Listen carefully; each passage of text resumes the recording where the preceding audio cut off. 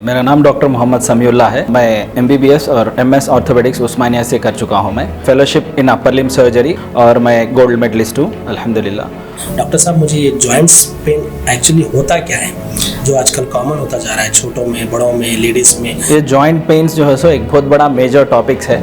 3 किस्म के joint pains आजकल के लोग में आम होते जा रहे हैं। कमर में दर्द है, गर्दन में दर्द है, घुटनों में दर्द है, कॉमन हो चुका है, पहले के ऐसा नहीं है। आजकल के दिनों में complete loss of physical exercise हो गया है, जिसके वजह से, और आमतौर का खाना बाहर का हो गया है, जिसके वजह से बोन हेल्थ कंप्लीटली डिक्रीज होती जा रही है। उसका मेन रीजन आजकल के उसमें यह है कि फोन का ज्यादा इस्तेमाल, तो उसका गर्दन के मोड़ने के वजह से एक्स्ट्रा 7 kg वेट बोल सकते हैं कि ऑलमोस्ट गर्दन के ऊपर प्रेशर आ जाता। उसके वजह से स्लोली गर्दन की हड्डी वीक होते जाती, जो गर्दन में जो रग रहती वो कंटिन्यूसली दबना शुरू हो जाती। पहले फर्स्ट मैं ये बोलता हूँ सबको कि आप बाहर का खाना अवॉइड करें, इसके मल्टीपल साइड इफेक्ट्स हैं। तो अपने लोगों में कॉमन है, अपने पूरे ओल्ड सिटी में पेशेंट सफ़र हो रहे हैं, बिल्कुल एक कदम नहीं रख सकते, बिल्कुल चलना नहीं आता, वो कंटिन्यूस दर्द बोल के आते। जब मैं एक्सरे कराता हूँ तो एक्सरे में क्लियर कट दिखता है कि वो पूरे बॉल्स जो है कंप्लीटली गल चुके हैं। अपने लोग क्या बोलते हैं, गैप आ गया। गैप आ जाता नहीं, गैप चले जाता। बोन के ऊपर बोन ऐसा रगड़े जाते। अपने लोगों में खासकर विटामिन D3 और कैल्शियम की कमी पाई जाती। अल्लाह ताला की तरफ से डायरेक्ट आपको मुफ्त में आपको विटामिन D3 और कैल्शियम मिल रहा है। वो कैसा? डायरेक्ट सन एक्सपोजर, वो पूरा फ्लेक्स करके इसका एक पोजीशन रहता है। वो पोजीशन की वजह से जो है सो आप बेंड करके जब उठाते हैं, पूरा प्रेशर आपके कमर पे पड़ता है। फ्यूचर में जो है सो उसका प्रॉब्लम फेस नहीं करे, ऐसा अपन ट्रीटमेंट लेना है।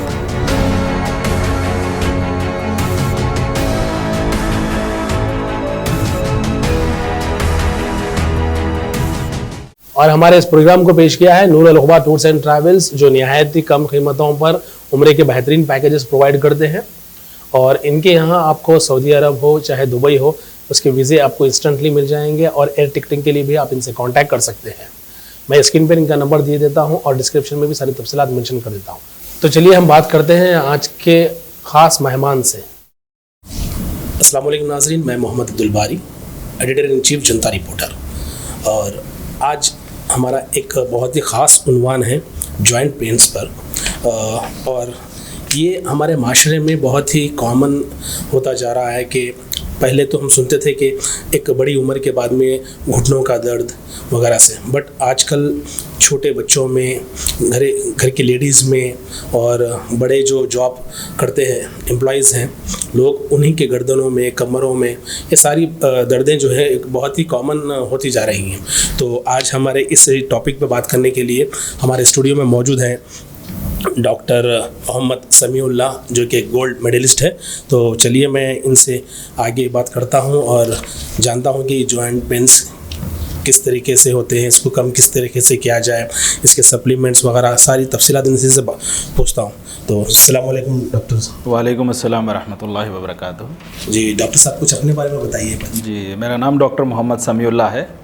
मैं MBBS और MS ऑर्थोपेडिक्स उस्मानिया से कर चुका हूँ मैं, और उसके बाद DNB ऑर्थोपेडिक्स क्लियर कर चुका हूँ, और उसके बाद मैं fellowship in upper limb surgery और चेन्नई से कर चुका हूँ, और मैं गोल्ड मेडलिस्ट हूँ अल्हम्दुलिल्लाह। और अभी फ़िल वक्त मैं असिस्टेंट प्रोफेसर ऑफ ऑर्थोपेडिक्स के ऐसा अंजाम दे रहा हूँ काम। जी माशाल्लाह। डॉक्टर साहब, मुझे ये जॉइंट्स पेन एक्चुअली होता क्या है जो आजकल कॉमन होता जा रहा है, छोटों में, बड़ों में, लेडीज़ में? पहले तो हम सुनते थे कि भाई बड़ों में सिर्फ एक उम्र के बाद में जो है उनको घुटनों का दर्द वगैरह ऐसा होता था, लेकिन अभी तो बहुत ही कॉमन होता जा रहा है। हर एज में ये जो है ना इजीली एकदम आ जा रहा है बॉडी में। इसकी वजह क्या है? जी, ये जॉइंट पेन्स जो है सो एक बहुत बड़ा मेजर टॉपिक्स है। ये टॉपिक में मैं छोटा थोड़ा नैरो कर दूंगा। मैं खासकर जो है सो 3 किस्म के जॉइंट पेन्स आजकल के लोग में आम होते जा रहे हैं। लाइक पहले है गर्दन का दर्द, उसको बोलते हैं हम सर्वाइकल स्पॉन्डिलोसिस। हालांकि ऑलमोस्ट 20 साल 25 साल की उम्र से जो है सो मेरे पास पेशेंट्स आते हैं और कहते हैं कि डॉक्टर साहब कमर में दर्द है, गर्दन में दर्द है, घुटनों में दर्द है। ऐसा कॉमन हो चुका है, पहले के ऐसा नहीं है। और सेकंड वाला है कमर का दर्द, और कमर का दर्द आमतौर जो है सो लेडीज़ में ज़्यादा हो रहा है आजकल। और तीसरा दर्द है वो है घुटनों का दर्द, उसको बोलते हैं हम ऑस्टियोआर्थराइटिस।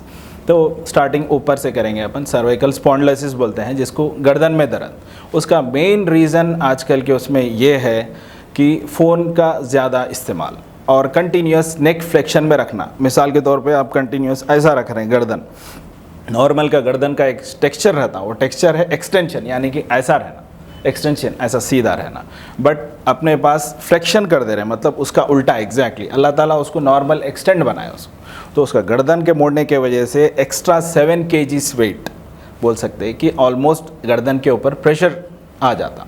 उसके वजह से स्लोली गर्दन की हड्डी वीक होते जाती। उसके बाद हल्लू डिस्क बोल के एक चीज़ रहती जो 2 रीढ़ के हड्डियों के बीच में रहता है, उसको डिस्क बोलते हैं अपन। वो डिस्क हल्लू पूरा कंप्लीटली बाहर आ जाता। बाहर आने की वजह से जो गर्दन में जो रग रहती वो कंटिन्यूसली दबना शुरू हो जाती। सो दबने की वजह से आपको गर्दन से पेन शुरू होकर शोल्डर और उसके बाद हाथ, एल्बो, कोनी और हाथ तक, रात में चुमचुमाहट, पलट के करवट सोना, इधर सोना, ऐसा बहुत ज़्यादा सीवियर पेन रहता है।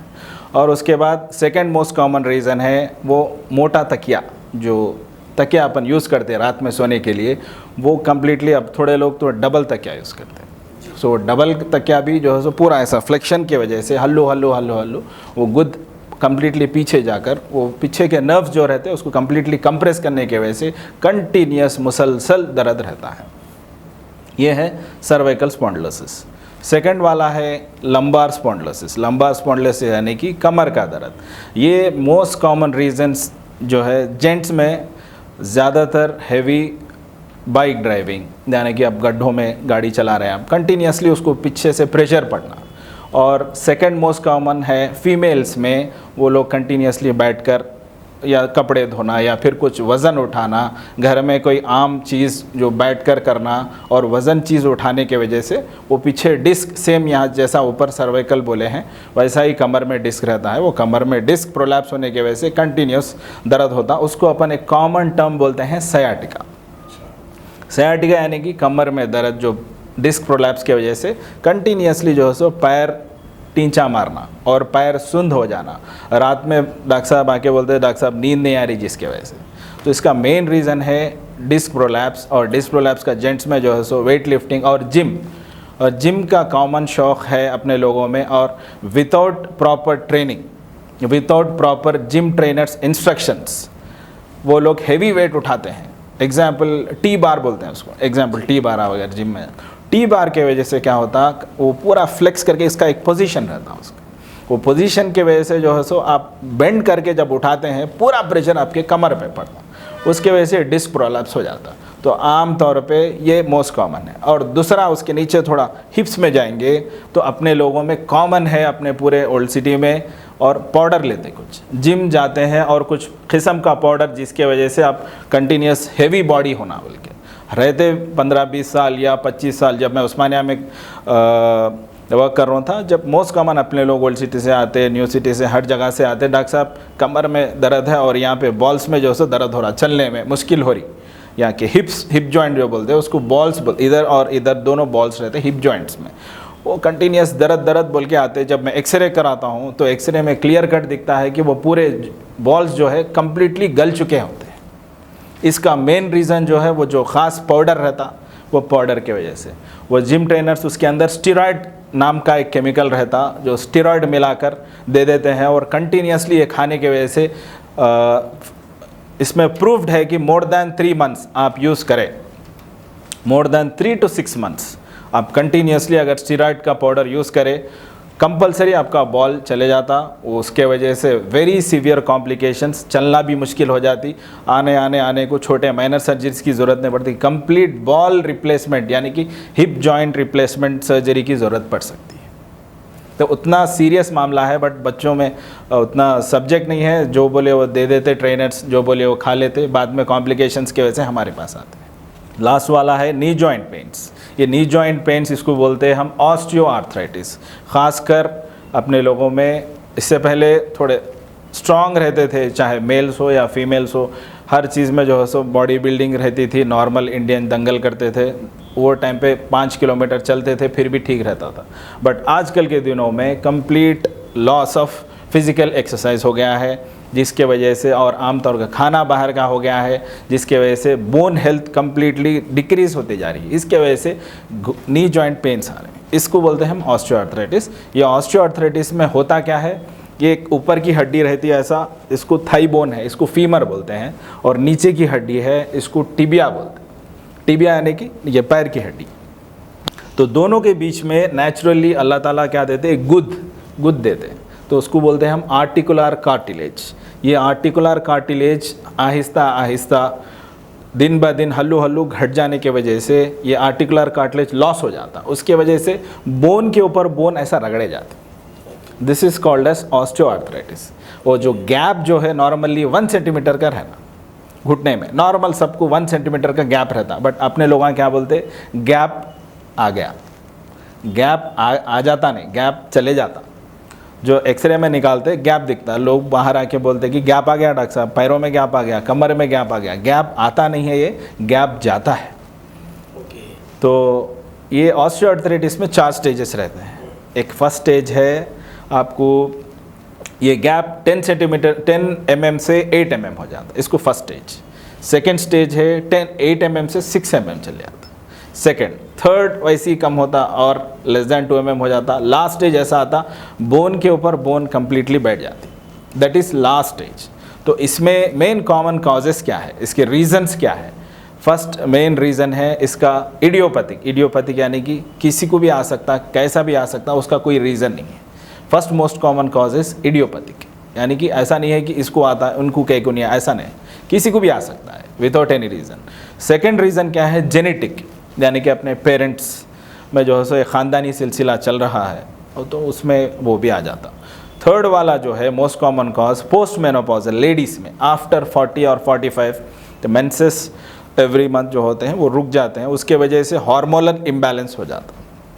हार्मोनल इम्बैलेंस के वजह से वो बॉडी में कैल्शियम लेवल कम हो जाता है, इसकी वजह से गुद कम हो जाना, घट जाना इसके घुटने का, ये है रीज़न। और इसका मेन ट्रीटमेंट जो है, अब डॉक्टर के पास पहले ऑर्थोपेडिशियंस के पास चले जाना है, उनके हिसाब से स्टेजिंग करते कौन से स्टेज में है, फर्स्ट स्टेज में है, सेकंड है, थर्ड है या फोर्थ है। फर्स्ट 2 स्टेजेस में अपन इसको फार्माकोलॉजिकल ट्रीटमेंट बोलते हैं, यानी कि बिना सर्जरी के सिर्फ आप लाइफस्टाइल मॉडिफिकेशन बोल के बोलते हैं इसको। लाइफस्टाइल मॉडिफिकेशन यानी कि डेली जो हम काम करते हैं, मिसाल के तौर पे अब घर में ज़्यादा सीढ़ियाँ हैं, ये सीढ़ियाँ नहीं चढ़ना है, अब ज़रूरी है तो ही चढ़ना है, फर्स्ट रीज़न। सेकंड रीज़न है इंडियन बाथरूम यूज़ नहीं करना है, इंडियन वॉशरूम, ये सेकंड रीज़न है, इंडियन वॉशरूम। उसके बदले में आप वेस्टर्न ऊपर खुड्डी जो रहती है ना, वेस्टर्न टॉयलेट बोलते हैं उसको, वेस्टर्न टॉयलेट यूज़ करना है। तीसरा जो है आप नमाज की पोजीशन में, उम्र के बाद जब आ जाए उसके बाद आगे बाद है, पहले नहीं है आगे बाद कंटिन्यूसली ये चीज़ नहीं करना है। तीसरा जो है नमाज में कायदे के पोजीशन पे बैठ के कंटिन्यूसली रहते, वो नहीं करना है, आप बैठ के नमाज पढ़ सकते ऐसा। और उसके बाद लास्ट है इसमें सर्जिकल ट्रीटमेंट है। सर्जिकल ट्रीटमेंट यानी कि आप कुछ इंजेक्शंस भी दे सकते हैं घुटनों में, जैसा गुद चले गया वो गुद के इंजेक्शंस भी दे सकते हैं। लास्ट है total knee replacement. Total knee replacement इसको बोलते हैं, कंप्लीट घुटने चेंज कर देते हैं। और आप यकीन मानिए इतना बेस्ट ऑपरेशन है, जो पेशेंट सफ़र हो रहे हैं, बिल्कुल एक कदम नहीं रख सकते, बिल्कुल चलना नहीं आता और डरते हैं अपने माहौल में, अपने लोगों में, ख़ासकर बहुत ज़्यादा डर, यानी कि कुछ अगर करा लिए तो और कुछ कॉम्प्लिकेशंस हो जाएंगे, बिल्कुल चलना नहीं आएगा, कुछ प्रॉब्लम है, ऐसा कुछ भी नहीं है। आप यकीन मानिए ऑपरेशन के बाद ये बोलेंगे आप कि माशाल्लाह ये पहले मैं कराता तो अच्छा रहता, बेहतर रहता। इसमें कोई साइड इफ़ेक्ट्स नहीं है, बराबर करा सकते हैं आप। जी डॉक्टर साहब, एक तो फर्स्ट थिंग अभी जो इंस्टेंटली मीन्स कम उम्र के लोगों में एक 30-35 में जैसे कमर दर्द, पीठ का दर्द या गर्दन दर्द, ये जो भी हो रहा है, तो वो लोग इंस्टेंटली जो है ना पेन किलर वगैरह ले रहे हैं, तो उसके कुछ साइड इफेक्ट। पेन किलर्स जो है सो उसमें 2 किस्म के रहते हैं, एक है स्टीरॉयडल और नॉन स्टीरॉयडल पेन किलर्स बोल के रहते हैं, NSAIDs बोलते हैं।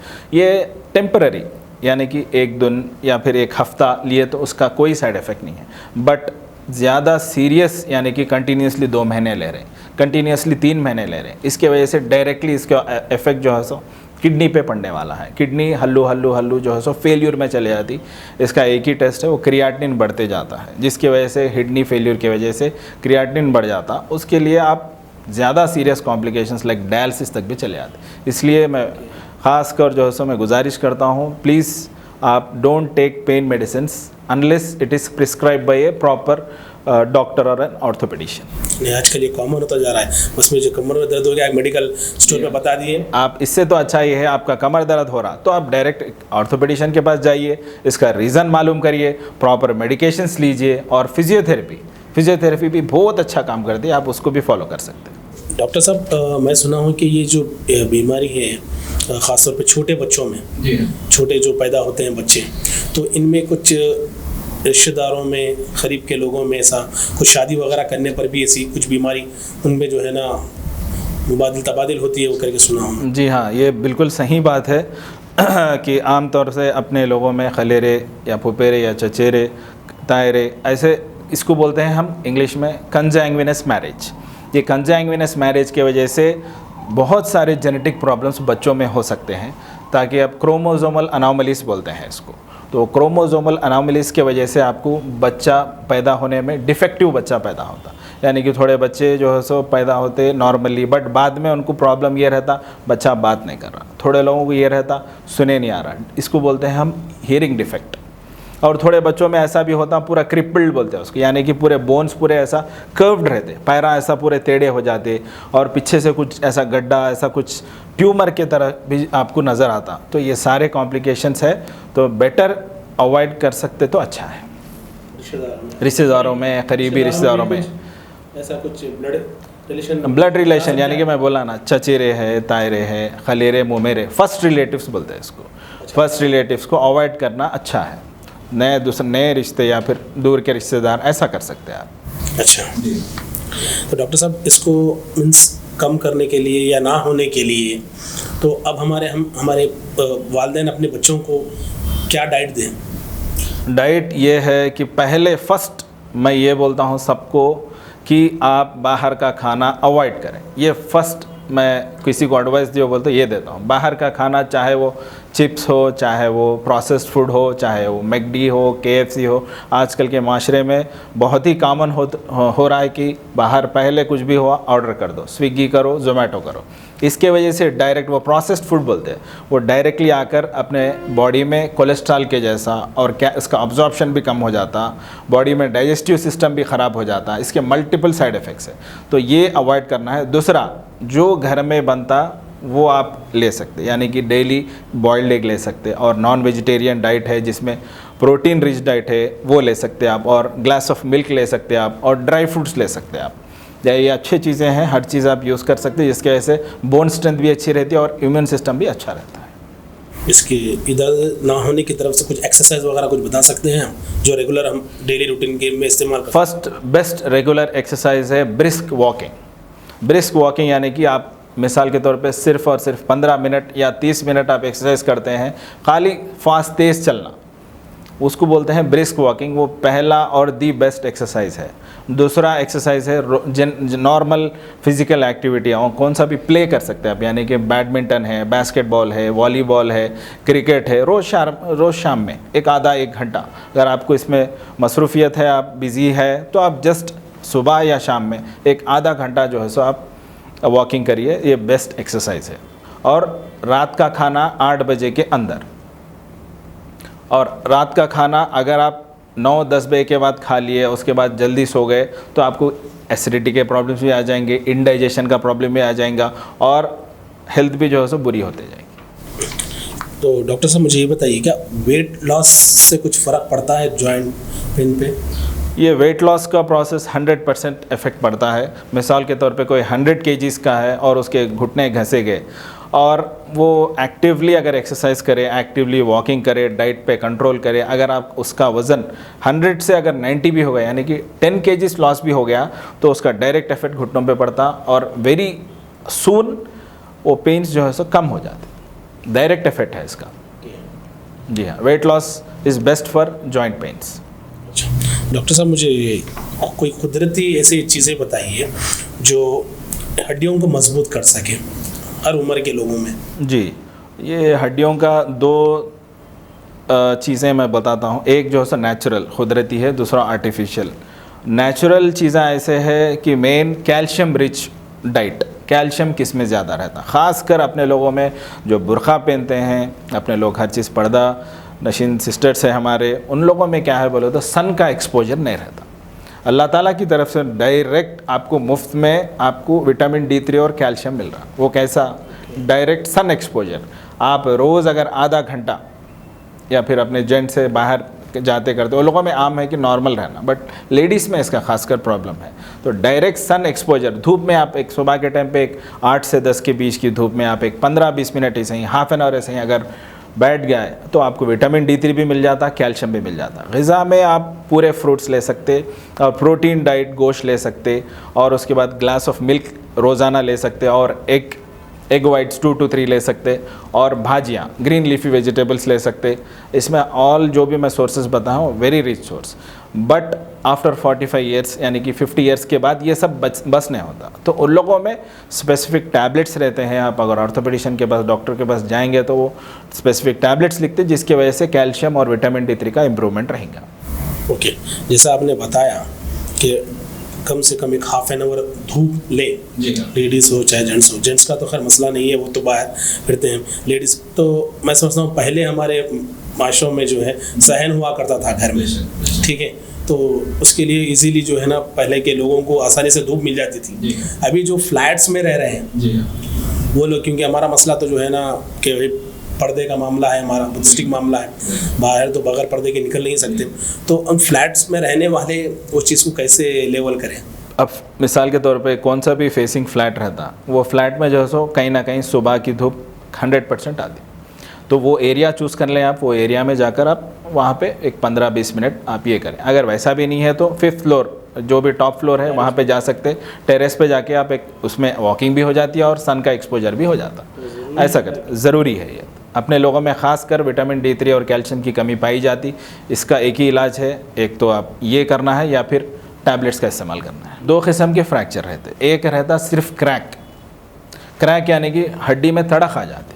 तड़क आ जाने की वजह से हड्डी यहीं के सेम प्लेस में रहती। मिसाल के तौर पे ऐसा है, सिर्फ तड़क आ जाना ऐसा है खाली इधर, तो वो लोग पट्टी बांधे तो फिर भी थोड़ा रिजल्ट रहता। बट फ्रैक्चर होके कम्प्लीटली ऐसा हो गई हड्डी, तो आप ये बताइए कैसा ट्रीटमेंट कर सकते हैं इसका?